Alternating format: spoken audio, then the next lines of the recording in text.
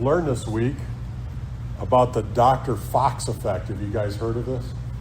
No? So in 1980, they did a study, and they took a bunch of college students, and they had a professor give this science lecture, but he deliberately delivered it very monotone and dry, and he just kind of went on and on.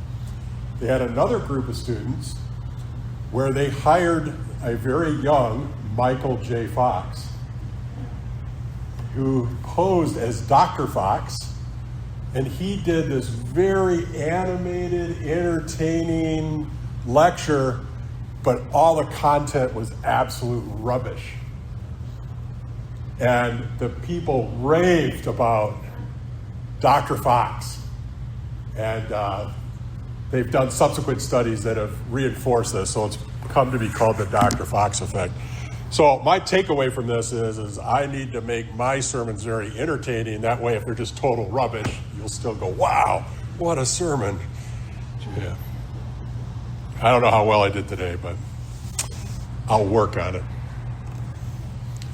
The people in our parsha this week are certainly facing many uncertainties. We have this change in leadership where Miriam dies, Aharon, Aaron, Moshe's brother, dies. They're about to lose Moshe himself. They're not going to cross into the land with him. They suffer battles with the Canaanites, with the king of Arad, the king of the Amorites, the king of Bashan. They complain and they get a plague of serpents. And they even have their leader losing his cool and smashing a rock instead of speaking to it like God told him to do. These days, I don't know about you, but I'm feeling a uncertainty in the circumstances we're in. I think that probably most of us have at least some low-level anxiety. We're facing climate change and the things that are happening with storms and loss of water and those kinds of things. We have the war in the Ukraine. Is this going to spread into a European conflict? Is it going to spread into a world war? We have the war in Gaza, of course, with the captives being held, many of whom have died. The people in Gaza are suffering from them going after these jihadists and so forth. And again, is that going to erupt into a regional war? And we have this increase in anti-Semitism, largely driven by the events in Gaza as well. I read an article the other day that said 80% of European Jews experience anti-Semitic actions every day. It's really indeed troubling times. There was a cemetery in Cincinnati recently that was vandalized. A synagogue in Toronto had rocks thrown through their windows. It's been definitely unsettling and on the rise. And of course, we have the upcoming election and the uncertainty with all of that. I posted a meme a few weeks ago on Facebook that was a lady that said, I can't come over, I'm watching the series finale of the United States. And in some ways it can kind of feel like that, right? That's what makes it a little funny in a sad kind of a way. But these are all very unsettling times and very uncertain times. It's easy to be worried. Is the war going to spread? Is Israel going to make it? What's going to happen in the U.S.? I mean, forget Europe. Is it safe to be in the U.S. or Canada anymore?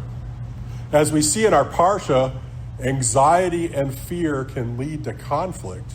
The people say, why did you bring us here to die where there's no water or any food? There's this break between the people and the leadership. And Moses himself, in response to this complaining, reacts rashly and strikes the rock as well. Our only answer to this uncertain times is for us to keep our eyes on Hashem throughout all of this. We are Shimon Kefa, walking on the stormy sea, afraid that we're not going to keep our feet. We have to keep our eyes of faith upon God and his Messiah. We can lose our step and falter if we're not careful. Rabbi Joseph Soloveitchik said man's greatness consists in his ability to live in the shadow of God and to be sustained by his strength in times of hardship. Humanity's greatness consists in his ability to live in the shadow of God. This is where we need to be and dwell and live to have peace in these troubling times. We have to make an explicit effort to live in that shadow, to stay close to Hashem, and to keep our eyes on him. Rabbi Nachman of Breslov said the whole world is a very narrow bridge. The most important thing is not to be afraid.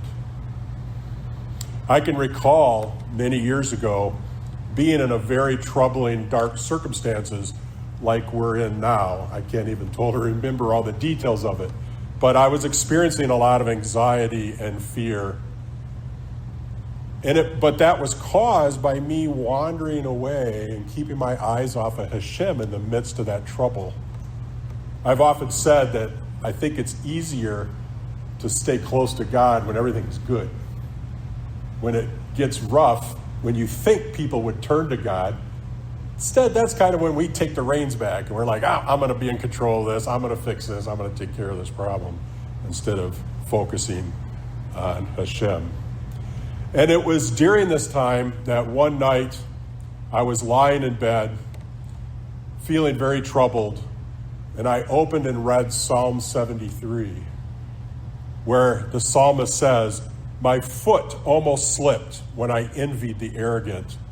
But as for me, it is good to be near Adonai.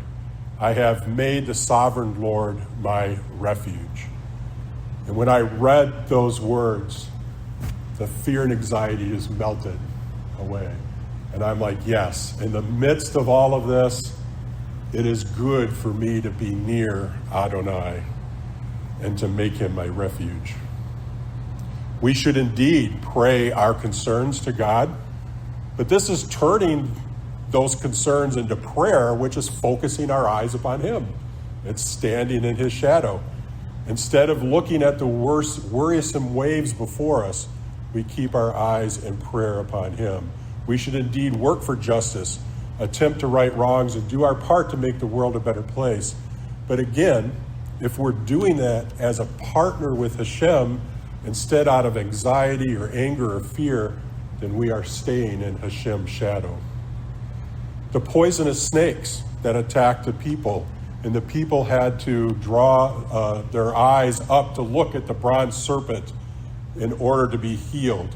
The great medieval commentator Sforno says that he sees this as a test of faith.